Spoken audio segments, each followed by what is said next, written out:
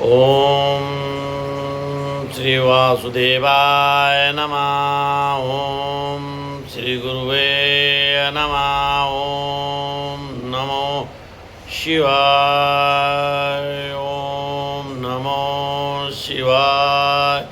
ओम नमो शिवाय। अध्याय 9 राज विद्या योग 9 पक्ष यो भगवान जी ने गीता का उपदेश दी बती ये मजी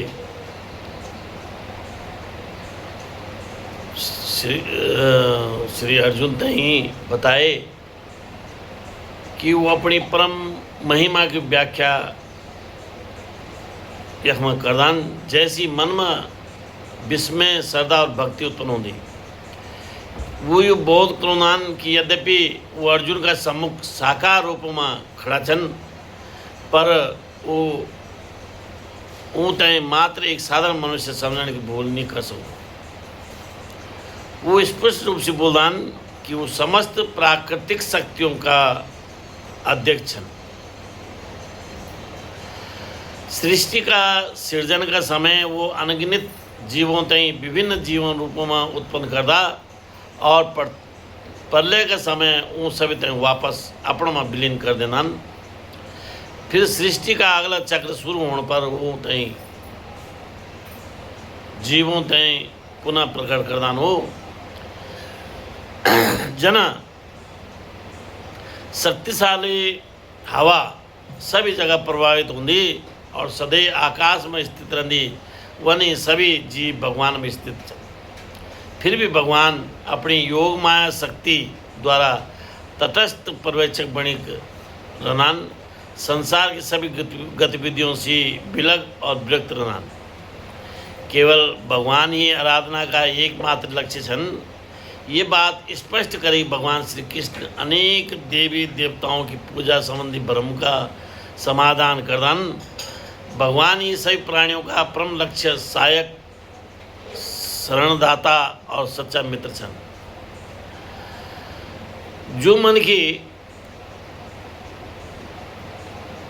मनुष्यों की रुचि वैदिक कर्मकांडों का पालन करने में होंगे वो देवताओं की पूजा करे स्वर्गलोक प्राप्त कर सकता। किंतु जब वो पुण्य का कर्म समाप्त हो जाना तब वो वापस पृथ्वीलोक में और पढ़ दो। पर जो मनुष्य परम प्रभु की शक्ति में तल्लीन रहना वो भगवान का परम धाम प्राप्त करना। श्री कृष्ण अपना प्रति की जान वाले विशुद्ध भक्ति तय सर्वोत्तम बतौना और भक्ति की प्रशंसा करता। वो समझो ना कि भक्ति में लीन हुए जो कुछ भी हमारे पास है वो सब भगवान तय समर्पित कर दिया। अपनो मन कर्म जीवन भगवान की इच्छा का साथ पूर्ण रूप से एक निष्ठ करे बितो ही चलो। शुद्ध भक्ति का माध्यम से हम कर्म का बंधनों तय मुक्त हो सकता और भगवान से अपनो गूढ़ संबंध स्थापित कर सकता।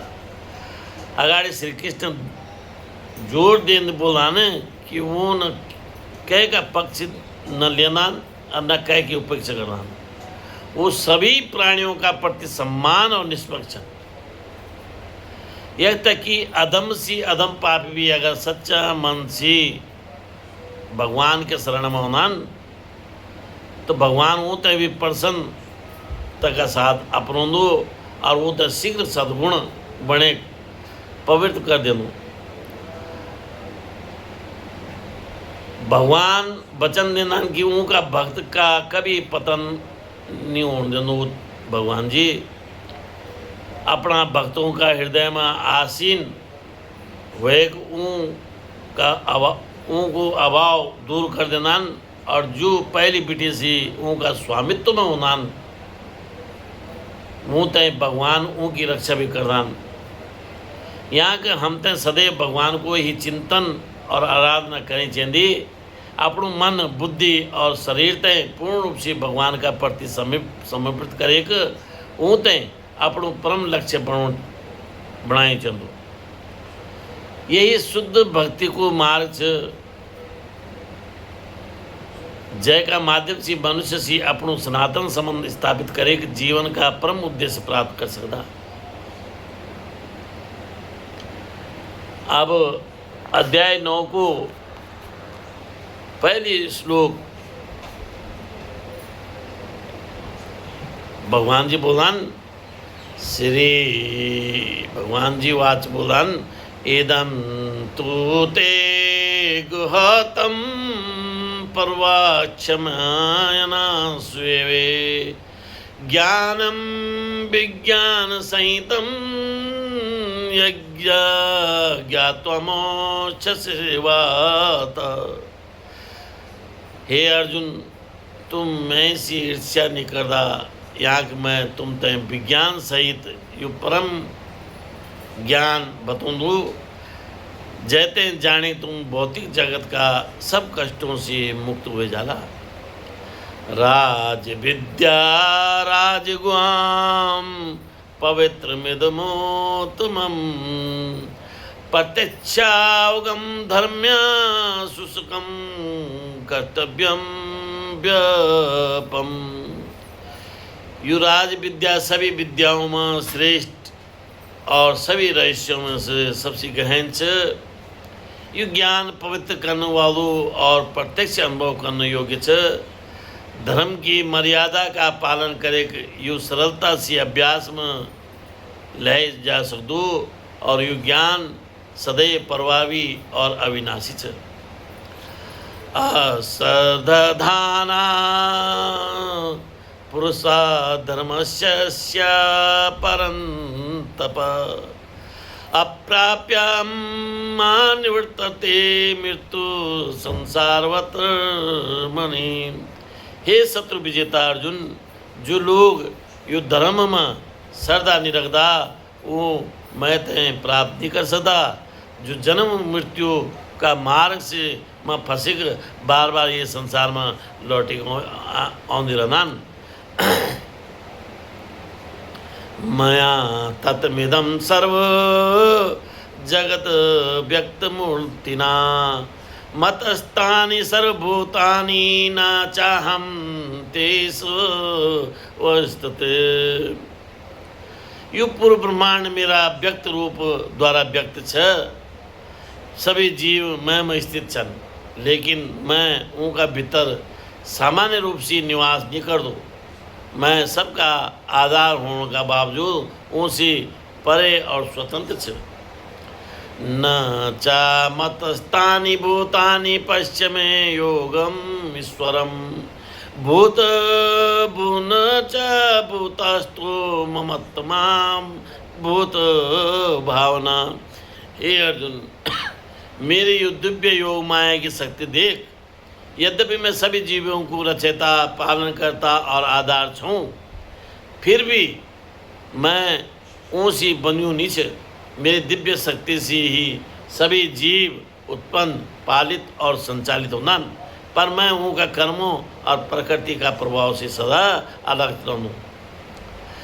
यथाकाश स्तुतो नित्यं वायु सर्वत्र गो महान तथा सर्वाणि भूतानि मतस्थानि तयुपधारया।